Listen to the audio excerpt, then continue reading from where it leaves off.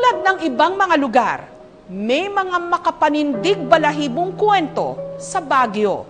Hindi lang dahil malamig ang klima roon, kundi dahil may ilan daw mga establishmento na may malagim na kasaysayan.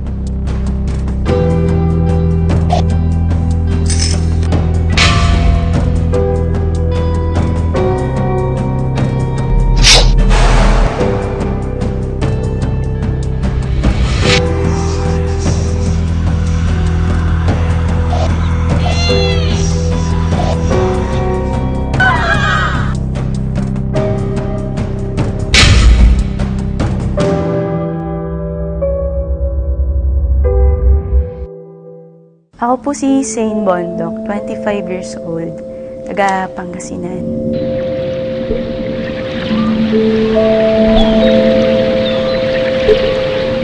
Noong March 4, 2015 po, nag-file po ako ng vacation leave kasi po stress po sa trabaho.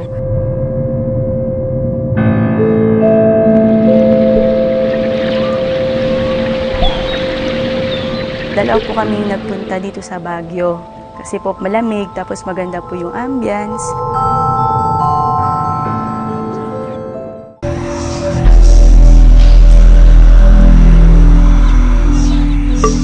Pagdating namin dito sa Diplomat Hotel, pagkapasok ng gate, medyo mabigat po yung feeling na mararamdaman mo yung lungkot kagad ng lugar.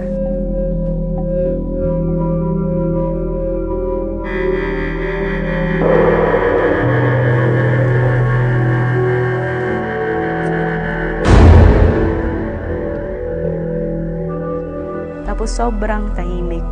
Kasi alas 4 na yun ng hapon. Sasara sila ng alas 5.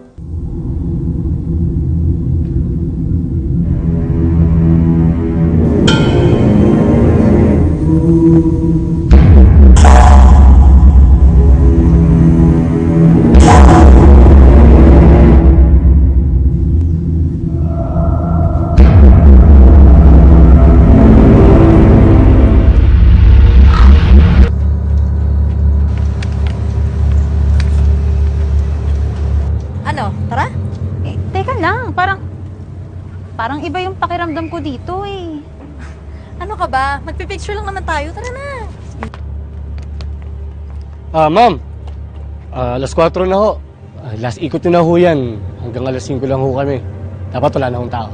Sige po. Sabi po nung guard, bilisan nyo lang po yung pag-ikot o pagbisita po dyan kasi hanggang alas 5 lang po. So, pumasok po ako, nagpaiwan po yung kasama ko sa lobby. Kahit na hindi ko pa po nakita yung mga pictures po sa loob. Na-imagine ko po, anong klaseng buhay o sino-sino yung mga naging comfort women dito. Kung yun ba ay yung mga nakatira lang dito o pinupulot na lang kung saan-saan. Kung anong feeling nila kasi dito na rin sila pumanaw. Tapos po nandun na kami sa loob. Kinuhanan ko po ng video tong lugar, 360 degrees angle po. Pagmula pataas, pababa, para po ipakita sa mga Facebook friends ko po yung itsura nung Diplomat Hotel po dito sa loob. Habang kinukuhanan ko po yung video dito po sa loob, parang ang dami pong nakatitig sa akin na hindi ko po maiwasang hindi tumingin sa mga bintana. Na parang gusto ko na lang po matapos yung pagkuha ko po ng video, kaya saglit lang po yun.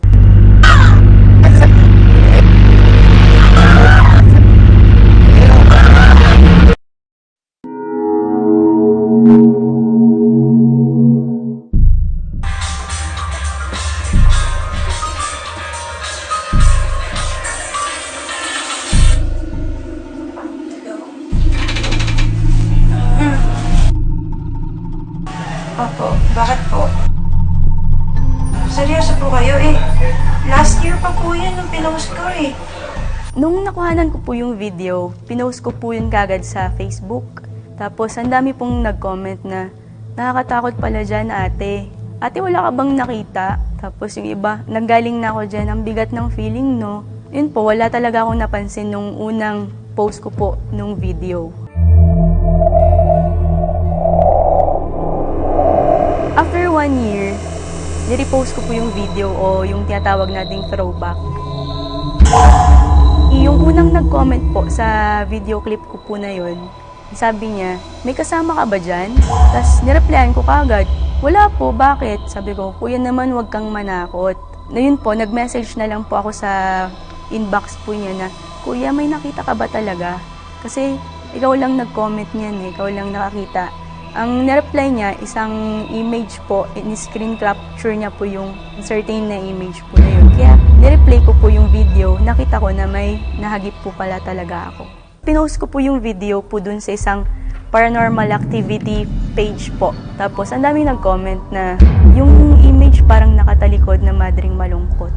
Na ang dami pong nag-comment na oo nga, na kahit tinignan nila kung edited ba,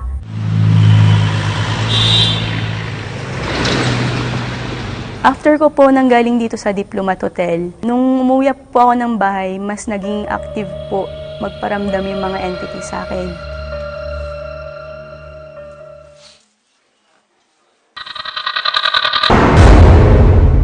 Nung pinigit ko po yung mata ko, meron pong humimas sa pako po. Na ang paghimas niya is very soothing, na ang akala ko ay binibiro lang po ako nung kasama ko. Tapos po may kumatok. Nung pagkabukas po ng pinto, andun po pala yung kasama ko sa labas. Saan ka galing? Ha? Di ba nagpaalam ako sa'yo na may lakad kami after work? Ha? Pagkagaling ko po ng Diplomat Hotel, pag-uwi ko po ng bahay, nanaginip po ako ng nakabukas ang mata ko.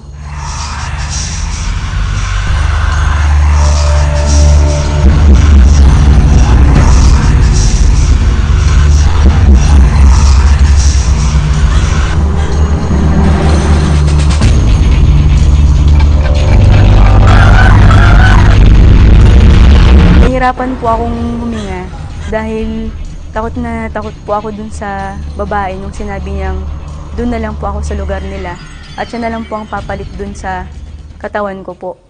Nung pinipilit ko pong gumising, na kahit kinukurot ko na yung sarili ko, sumisigaw, hindi po ako magising-gising hanggang sa may tumawag ng pangalan ko na Sane. Nung narinig ko yung pangalan ko, bigla po akong napadilat.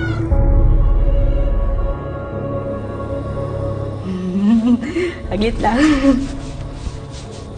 Wala mo.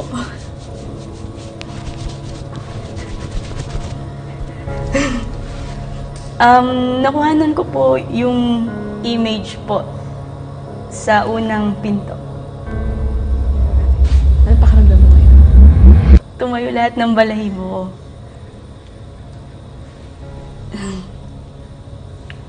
Tapos na ba? Nararamdaman mo ba siya ngayon? Opo. Nakatitig sa 10. Kasi dito naman talaga yung spot niya. Ayan na. Gusto ko nang lumabas. Bakit?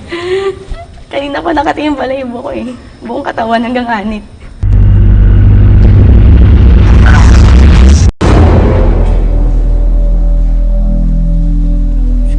Ako po si Janelle Montero. Pumunta po kami ng Baguio para po umattend po ng YNCA National Congress for College Students. Papunta kami ng Diplomat, parang lumalamig na ng lumalamig. Bali una, nag-picture muna kami. Picture ng picture. Hindi ko namamalayan na feeling ko may mga nakaano sa amin, nakapalibot.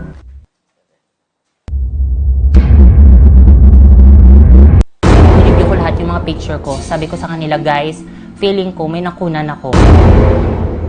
Pinakita ko sa kanila, sabi nila, parang ito yung madre na nasa picture o isa siya sa doon sa madre sa picture.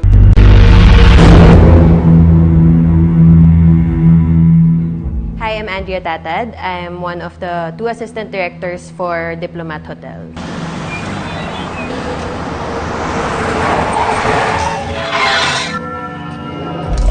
Handa ako na meron akong maramdaman, may makita. So, parang na-acknowledge ko na lang, pero okay, sige, tuloy lang tayo. Pasensya na ako, nakikistorbo kami. Parang masabi kong proudly kasi period na period yung dating niya eh. Hindi lang siya normal na naka-t-shirt or ano, talagang parang may naka-kwelyong ganyan.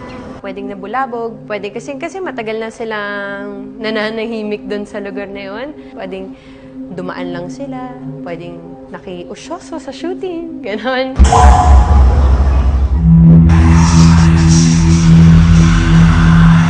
Bumalik po ako noong April 2016 para i-confirm po kung totoo po yung nakuhanan kong video. Sir, excuse me po. May tatanong lang po sana, sir. Ano po yun, ma'am? Kasi po, galing po kami ng friend ko dito last year. Tapos meron po kaming nakuhaan sa video dito sa phone ko. Ito yun. Nakita ko na rin dito eh. Pero hindi ko siya kilala.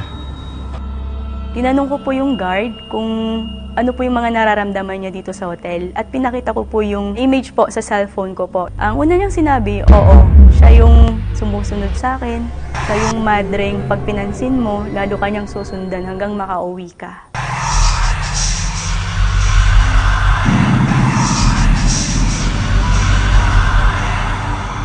Ako po si Rodrigo E. Pagador Jr., 29 years old. 2 taon na po akong gwardiya at 1 taon na akong nagbantay sa Diplomat Hotel. Teka sir, linawin ko lang. Ang sabi nyo, alas 5 ng hapon, dapat wala ng tao dito. Dapat sarado na. Pagpasok na alas 5, dapat wala ng tao dito. Magdamag talaga ako dito, sir? Oo, kaya mo ba? Oo naman, sir. Trabaho to eh. Nung sinabi po sa akin na mag-duty ako dito sa Diplomat Hotel, medyo nag-alangan po ako at medyo natakot. Kasi nga po may mga kwento-kwento tungkol sa mga multo-multo dito.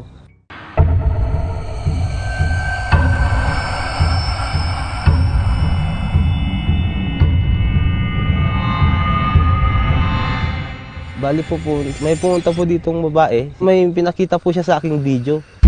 Nung tinignan ko po yung video, parehas na parehas po yung nakita ko at saka yung nasa video. Kaya nagulat po ako na kinilabutan.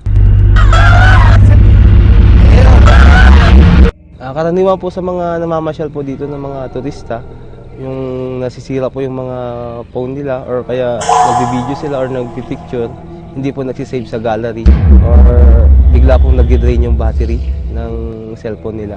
May mga nagsasabi din sa akin na may nakuhanan sila ng picture.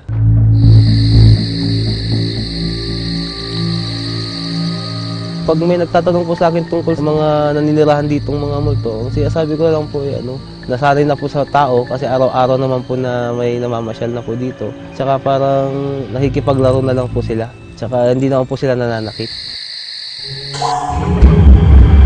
Sabi po nila may mga nagpapakita daw pong mga bata sa may fountain.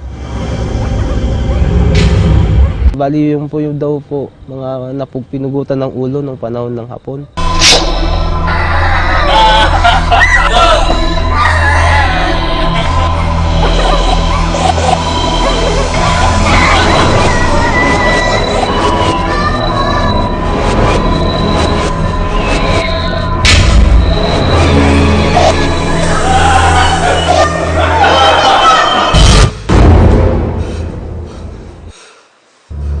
Paikot-ikot lang po yung mga bata sa baba, naglalaro.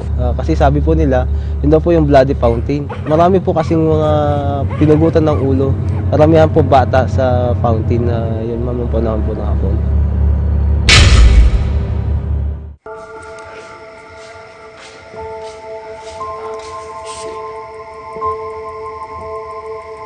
Natandaan ko po yun, December 1, alas 12 po ng tanghali. May mga grupo ng mga taga Manila po na namasyal dito. Yung isa po, sabi niya, hindi na daw po siya papasok.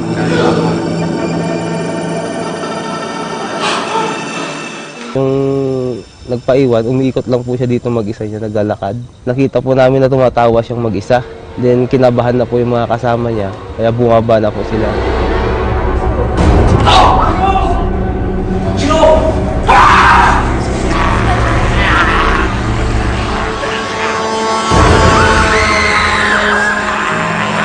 Pagbaba po namin sa may lobby, doon na po nang isa yung isang kasama nila. Then nilabas po namin. Magkahiwalay naming in-interview ang security guard na si Rodrigo at ang propesor na si Charles. Hindi rin ho sila magkakilala. Pero kapansin-pansin ang pagkakatugma ng kanilang mga kwento. It was December 1st. Decision na kami talagang lakarin namin pupuntang Diplomat Hotel. Hindi namin malilimutan yung experience namin na yun. Na akalain namin hindi totoo. Akala namin sa libro or sa TV lamang. Gawa-gawa lamang.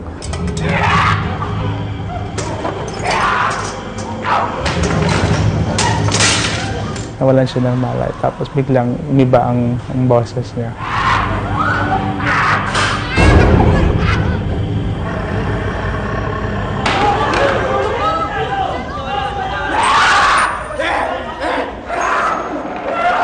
Nagsalita po siya ng masingkit na parang boses babae. Sabi niya, kunin niyo yung laruan ko sa itaas, yung sa rooftop daw po. Sabi ko naman, ano po yung laruan mo? Sabi niya, itim na ribbon.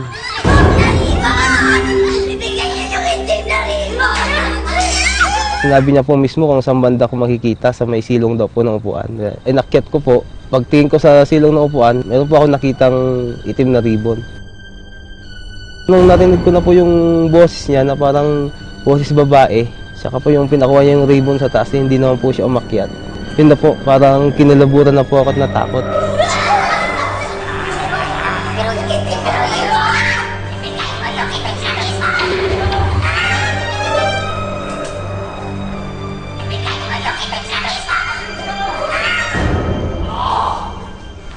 Nung natapos na yung nangyari, yun yung I think nakita namin doon sa second floor na may nagpakita sa bintana na parang batang sumisilip. Close.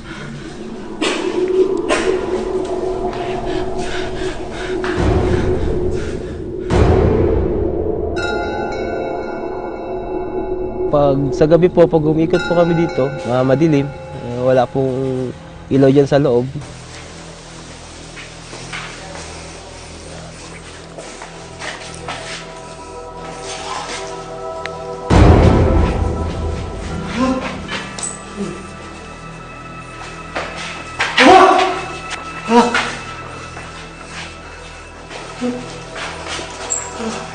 Tuwing gabi po, may nagdadabog, may nalalaglag, parang mga kahoy, saka mga semento po. Pag nakarinig po ako ng ganon, chinecheck ko po sa taas, kasama ko po yung isang kasama ko. Bali, wala naman po kaming nakikita. Buwababa na lang po kami kaagad.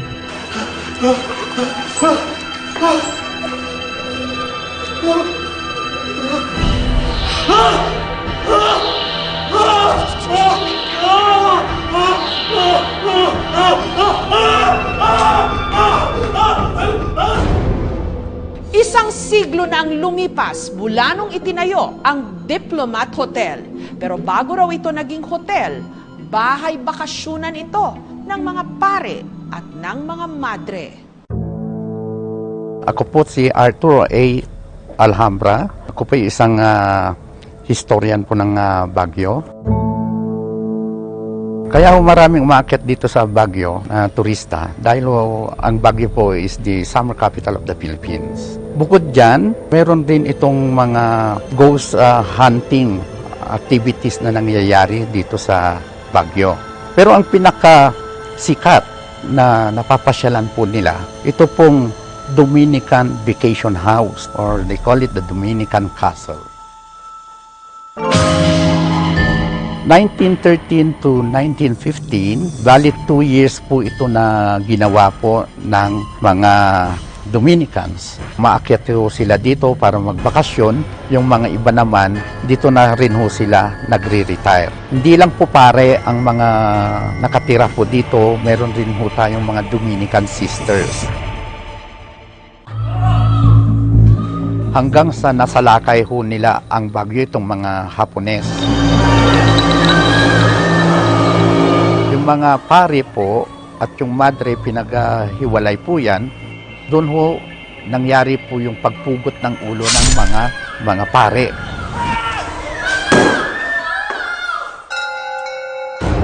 Hanggang sa nung natapos po yung digmaan, ni-reconstruct ho nila itong gusaling ito hanggang sa binenta nila ito noong 1972. sa Diplomat Hotel Incorporated. Ang unang-unang general manager po dito, ito po ay isang faith healer, si Mr. Antonio Agpawa. Nagsara itong hotel noong 1984, na-stroke po si Mr. Antonio Agpawa, binawihan po siya ng buhay. Dahil sa malaking utang ng Diplomat Hotel sa Development Bank of the Philippines, ibinalik nga ho ito sa management ng Malacanang.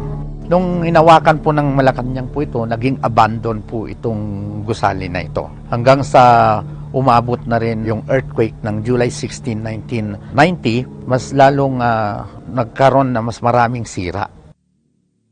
Ako si Ana de la Cruz, isang psychic.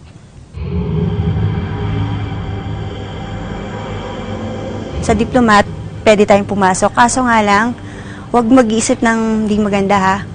Parang relax lang. Pag may nakita, dasal. Yun lang po. May bata, babae. Nagtatatakbo siya dito. Babae siya. Ganyan siyang kalaki. Dito oh. Nandito siya ngayon. Umiiyak siya. Nahanap niya yung laruan. Ewan ko kung anong laruan. Nakaupo siya. Nakaganon siya. Tapos nakatingin siya sa atin. May sugat siya rito. Meron dito. Tapos dito. Nagtatakbo na naman. Ito oh, may dalawa ditong madre. Ayan, ito. Yan. May pare, pugot ang ulo, pero hindi niya ulo yung dala niya. Yun ang nagsasalita. Yung madre doon, lagi siyang sumasalubong kapag merong pumapasok dito. Siya yung umaano dun sa may mga sugat. Dito oh, para ang daming higaan. Ayan oh, iba-ibang klase sila. Tapos, pag merong dumaraan na something na parang hapon ba yun na ano, tahimik sila. Itong matandang madre na to, pinahirapan siya eh. Nang hapon, pinahirapan siya. Pag sinundan ka, bago ka bumaba sa bahay or pumunta ka sa isang lugar, magpagpag ka. Kung hindi naman makuha sa pagpag, at syempre, takot na takot ka, asin lang, maligo ka ng isang dakot na asin, mawawala na yon. Ang video na nakunan ni Sane at ang mga litrato namang nakunan ni Janelle na di mano nagpapakita ng anino sa Diplomat Hotel, ipinasuri namin. Wala akong nakitang editing sa photo. Pag in-edit yung photo, let's say pinatong yung shadow, ganun, makikita mo yung bleeding. Pag sinave siya, magkakaroon ng bleeding sa ibang edges na iba yung kulay. Questionable siya, pero hindi ko rin masasabing hindi paranormal. Pero pag pinag-uusapan yung pag-edit ng photo, wala akong nakitang editing na fake na pinasok sa photo. For me, totoo siya kasi wala na yung tao dun sa time na yun eh. At saka yung guard, nasa labas siya. Kaya totoo siya yung picture. Unang pumasok sa akin is mold siya sa glass. Parang na-form siya because of shadows ng tree tsaka mold sa glass. Wala akong nakitang paranormal sa ulo na yan. Yung image na yun, pwede din kasing napinta na yun ng utak mo dahil yun yung sinasabi ng maraming tao. Na ano na sa'yo eh, parang sinet up na sa utak mo eh. Pero pwede ding totoo. Yung selfie video naman, noong unang glance, wala akong nakita. Hindi ko nakita yung sinasabing madre sa likod. Pero yan, nung tinuro na sa akin at slinomo, okay, napansin ko nga parang may tao. Kaya lang, pag titingnan mo yung video, treated na siya, hindi na siya yung raw. Even the girl's face, parang the whole thing has been edited, na treatment na siya. Yung final assessment ko sa video is it's fully edited, it's been altered. So hindi na siya ma-verify na paranormal. Video editor po na ginamit ko nun is yung Viva Video Editor po. Which is wala po siyang feature na pwede kang mag-crop ng certain image at i-paste yun sa isang moving clip. Kaya kahit anong gawin nyo, kahit i-download nyo yung certain na app na yun, hindi nyo yun magagawa. Ang hirap kasi i-verify unless binalikan yung place at shinoot ulit. Or sana may iba silang footage.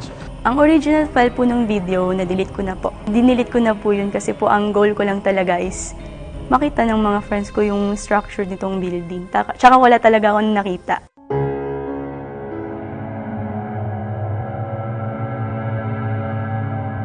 Ako si Father Jeffrey Habano, Parish Priest ng St. Vincent Ferrer Parish.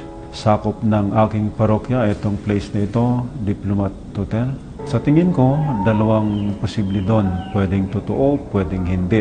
Tayo kasi na mga tao, tayo yung nagkoconnect kasi nga may history. Ang intention ng mga kaluluwa na yan ay hindi para sirain tayo or kung ano yung gagawin na masama sa atin.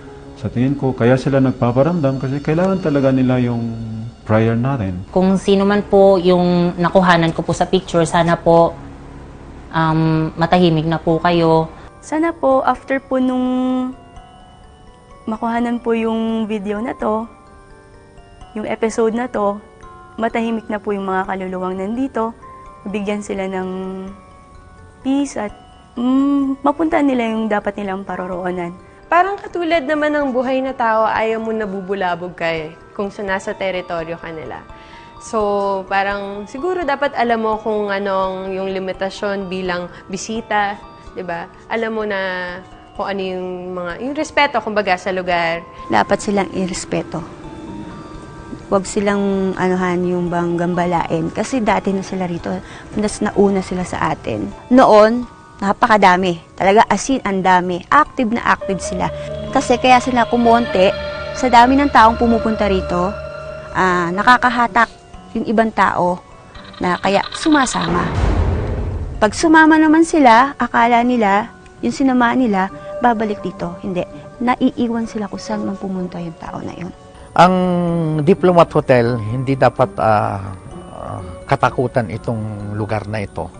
Dahil napakaganda nitong location nito. Makikita nyo po dito yung bird's eye view ng City of Baguio. Kaya open po ito. Open po. Wala ko dapat katakutan. Tapos ginagamit rin po ito na pinagsushootingan.